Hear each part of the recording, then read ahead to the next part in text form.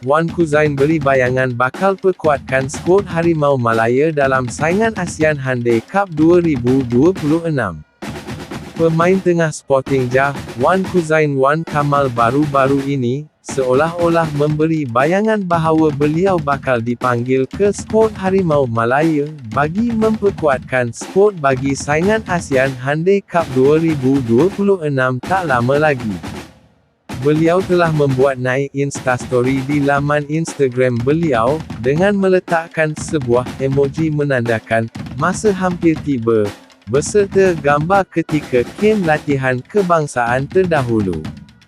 Sebelum ini, beliau telah menyertai beberapa kem latihan kebangsaan bawah 23 namun masih belum melakukan debut buat Harimau Malaya. Untuk rekod, Wan Kuzain belum pernah mewakili Malaysia dalam apa jua pertandingan.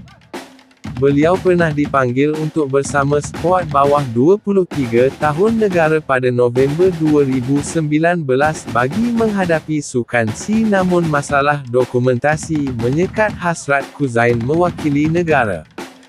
Harimau Malaya bakal memulakan saingan ASEAN Handai Cup pada 25 Julai ini menentang Myanmar. Jika anda suka info-info yang diberikan dalam channel ini, bantu saya dengan menekan butang subscribe dan butang loceng untuk mendapat notifikasi terbaru dalam channel ini. Assalamualaikum. Terima kasih. Jumpa lagi.